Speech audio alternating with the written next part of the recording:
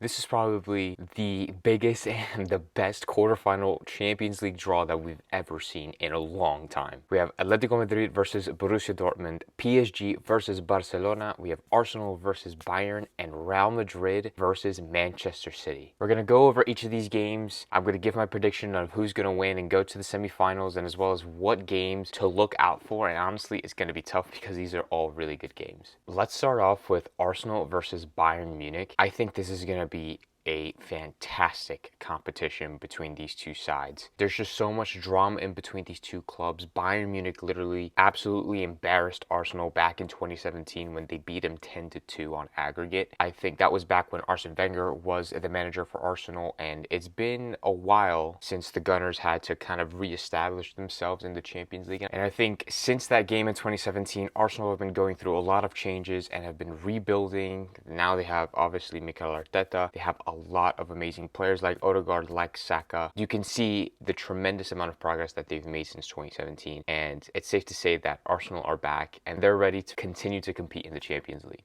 In this fixture, we're also going to see, the return of a lot of players and managers. You have Thomas Tuchel going back to London, which will be very interesting to see him at the Emirates once again. I think the Arsenal fans are going to give him a lot of grief. They're going to really hand it to him when he arrives. Same thing goes for Harry Kane and Eric Dyer. Like, they're going back to the city. They're going to go back to the stadium of their rivals that they've been playing against for as long as we can remember, for many, many years. And I think in this first leg at the Emirates, it's going to be absolute scenes. But yeah, these are two teams that play great football. And in this first leg, there aren't going to be any Bayern fans at the Emirates Stadium.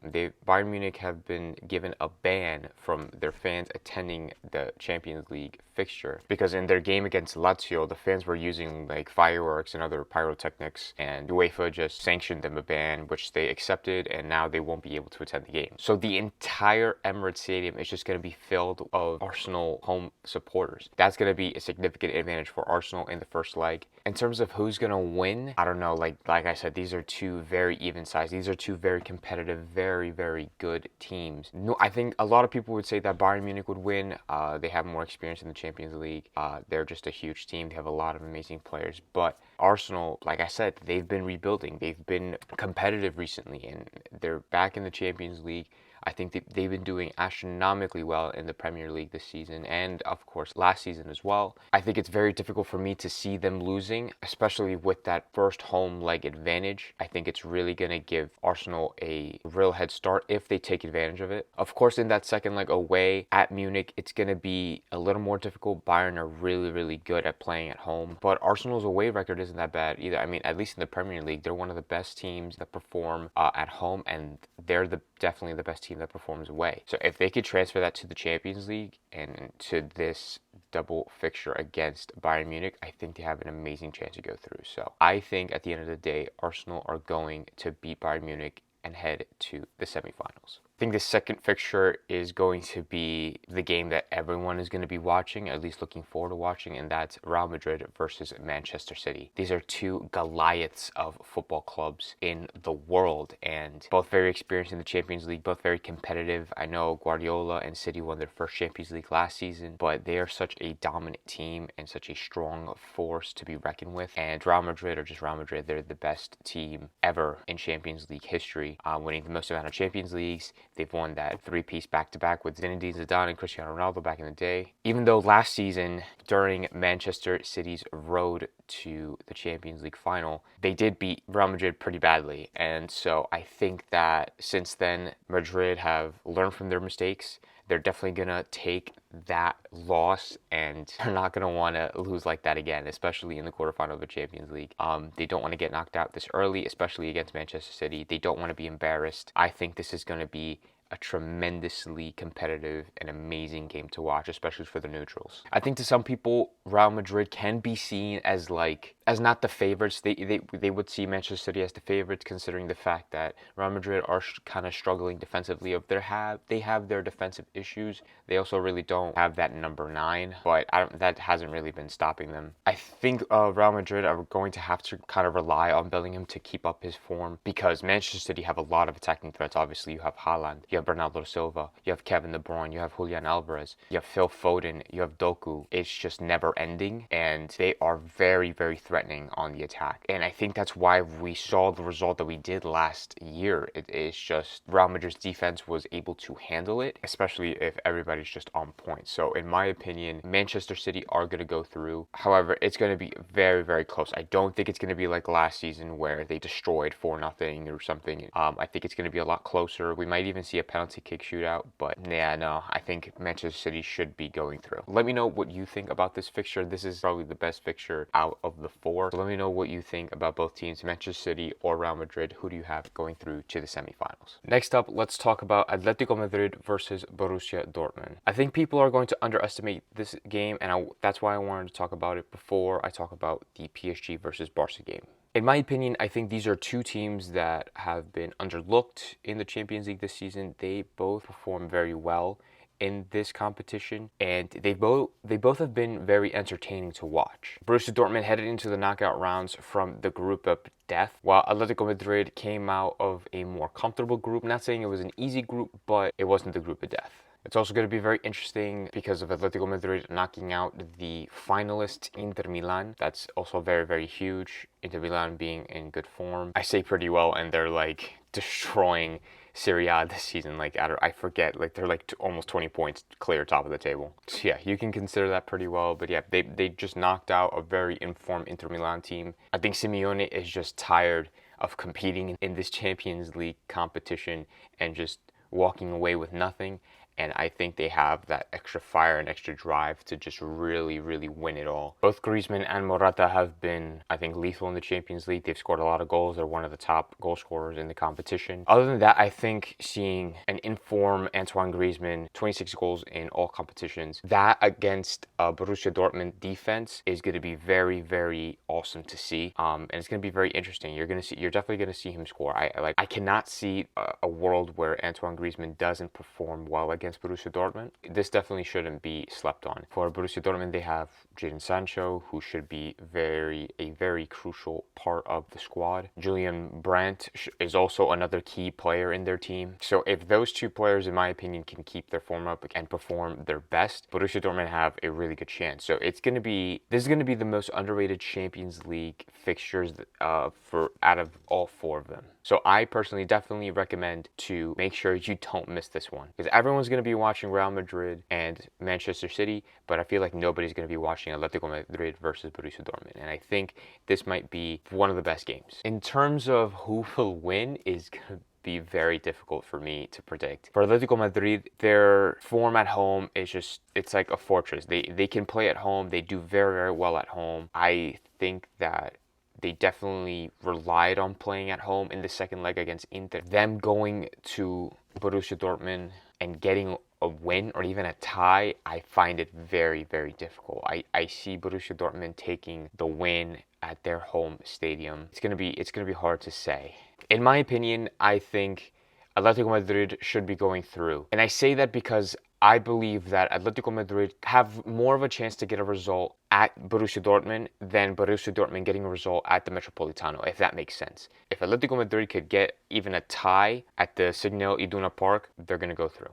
And now last but certainly not least, we have PSG versus Barcelona. Now, immediately when you think of PSG versus Barcelona, you think of the remontada back in 2017, Messi, Neymar, Suarez. It's so iconic. It's probably the best fixture that we've seen in football history. It's the best comeback that we've seen in Champions League history and maybe in football history. And I think that was also kind of the tipping point for Barcelona. Like after that, Neymar signed for PSG. They made a huge money offer for him because that was Neymar's game. That home leg at the Nou Camp, at Camp Nou, however you want to call it, that was Neymar's game. He played like a beast, and I think that's what really caught the eye of PSG. It's like, hey, like we need to really get this guy. And I think that remontada should just be a lot of motivation for PSG. If you were to lose 6-1 away at the second leg of a Champions League knockout game, I think like I would just be absolutely heartbroken. I would never want that to happen ever. Like you were part of history there.